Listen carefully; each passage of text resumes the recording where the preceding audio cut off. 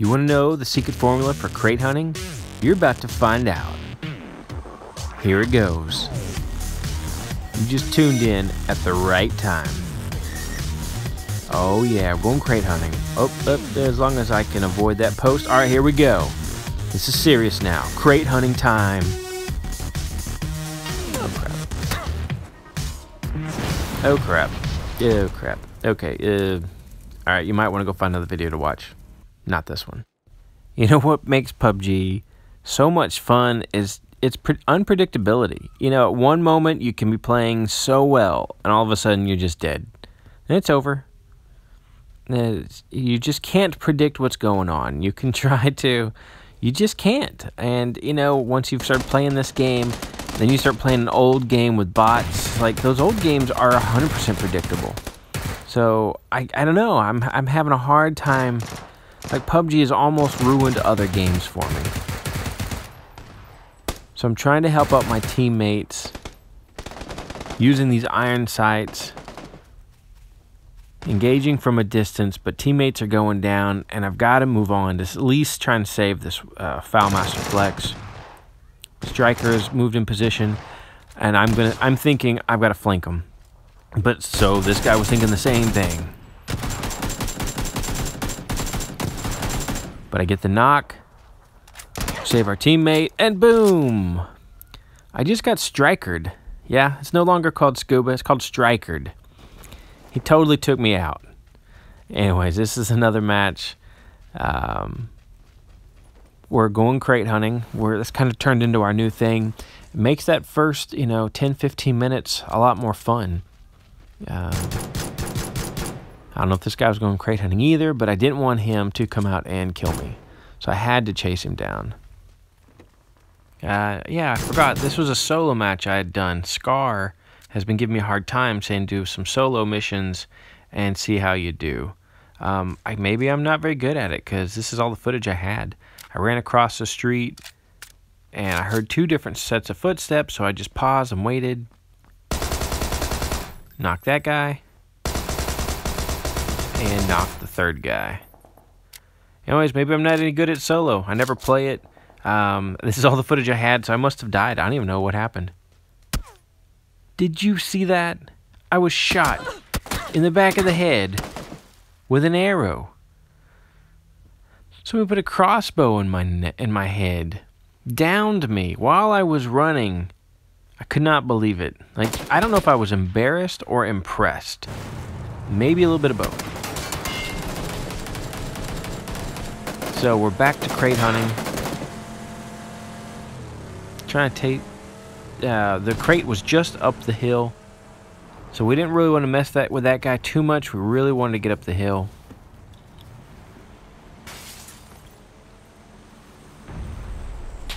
I cannot remember why I went inside that building. Unless I thought maybe they were going to come back and we're going to have to fight them off.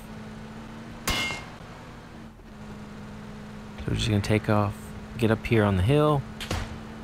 There's another guy waiting for it. I try to hit him. I thought, well, maybe if he's hurt, better finish him off. I wanted him dead because I wanted him to tell his partner where we were at, what we were doing, because we were trying to get that crate. Since the vehicle's about to blow up, I thought, let's get out. Let's run the rest of the way.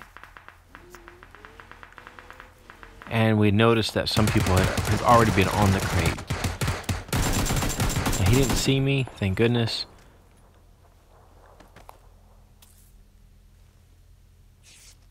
Getting up to 2 kills. So we're gonna loot this guy and then run back down here. And those guys who were in that muscle car earlier, we did hear them stop. So we thought, well, let's come back and just make sure, see if we can loot this area. And I heard footprints. So we waited. Boom, get the knock. And I didn't know, there was a small chance that that guy's partner could be in here.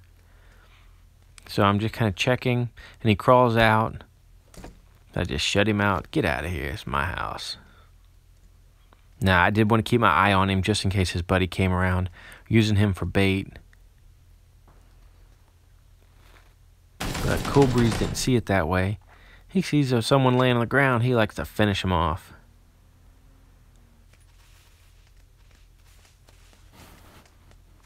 Alright, so I left this clip in here. I wanted you to see a mistake that I made.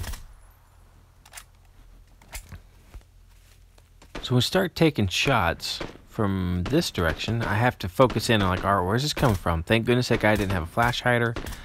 I was able to spot him. I thought maybe I might get a couple hits, and then it dawned on me I'm not behind any type of cover. So Foulmaster goes down right there. The reason I keep shooting is to give him some cover fire so he can get in front of this tree. When I start to revive him, that's kind of, I'm seeing that, you know, my side is open. Now when I saw the guy way down the hill, I decided to go ahead and stop reviving, and I wish I hadn't done that. And I thought, well, let's throw that smoke, give us some cover fire as I can revive him. But it was backing up. I believe me backing up was a bad idea, and I should have thrown the smoke a little bit sooner. And I know I've said in other videos, throw a smoke when you're reviving a teammate. That's what they're there for. And in my own case, I didn't do that when I should have. So now in this instance, it's Foulmaster Flex and myself and Cool Breeze. We've made it into getting into the top 10 here. And we really hadn't done much. We'd just been crate hunting. We hadn't run into people. And then it was, you know, time to get in the final circle. So it was kind of interesting how that time process was so fast. So as soon as I get hit, I just want to make sure there was no one above me. And then I was coming down on them. Now I focus in on them. Get the one.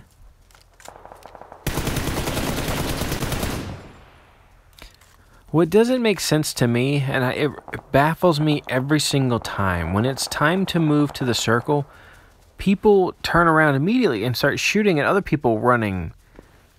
And I just don't know. Like, sometimes I think, you know, you need to try and get in that circle first, so then you can turn around and shoot at the enemy.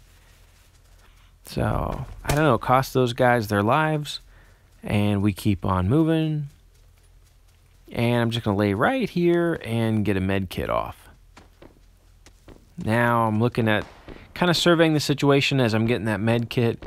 And I'm counting. Like, hey, there's 3 of us. There's got to be 3 more people. And when I hear those gunshots, I know those 3 know where my guys are at. I'm not getting the shots, but my guys are getting shot at. So we decided to go ahead and push those buildings and get those buildings as fast as we could. Look at that stupid sniping. God. Not one of those stinking shots hit him. I haven't had it on his head. Hate sniping. Anyways, I'll make a sniping video one day and teach you how to snipe after I figure it out myself. So if you see, I switched to my AK. I'm like, alright, not gonna snipe anymore. Go ahead and move that tip over. Make sure my AK is as ready to go as it can be.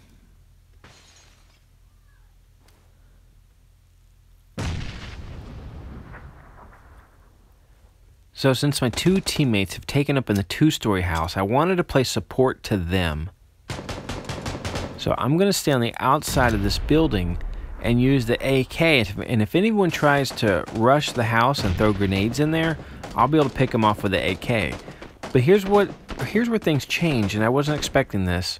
Foulmaster, if you notice, he just gets 2 knocks of their 3 players.